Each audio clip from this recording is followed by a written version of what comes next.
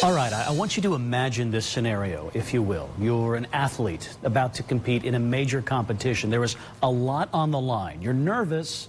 You're about to hit that critical moment. But that's when you notice your gear is stolen and you're not sure how you can compete now. What would you do in a situation like that?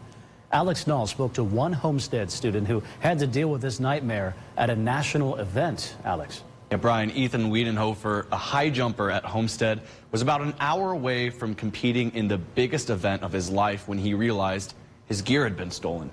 With limited time, Ethan turned his worst nightmare into a story he'll be telling for the rest of his life. I wasn't nervous the entire time. Ethan Wiedenhofer is a junior high jumper at Homestead High School.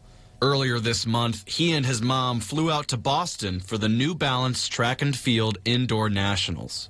It was the biggest stage of his young career. Baby, you got this. It was just cool being there because it's like the biggest meet in the country. But for Ethan, any nerves he had were substituted for panic and anger just an hour before his big event, when all his gear, including his shoes, were stolen. I walked back around the corner and saw my windbreaker and no bag.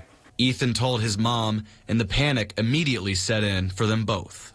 My thought was, all of this time and effort and all this hard work, and he's not even going to be able to compete. With little time to spare, there were minimal options left for Ethan. Luckily, a fellow competitor heard about Ethan's missing gear and let him borrow an extra pair of shoes. Even though the shoes were half a size too small, it meant Ethan was at least going to compete. Everything happens for a reason, and it just worked out. With his adrenaline pumping, it became time for Ethan's event.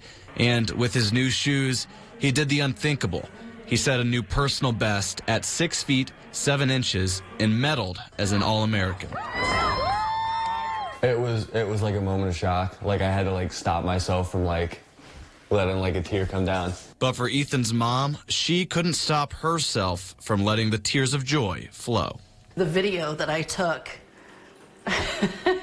he gets over the bar, and then the video's doing this stuff, and you can hear me screaming and crying.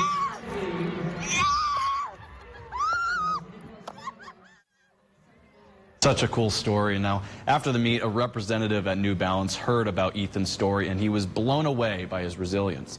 He was able to connect with Ethan and send him brand new gear. Alex Knoll, 21 Alive News.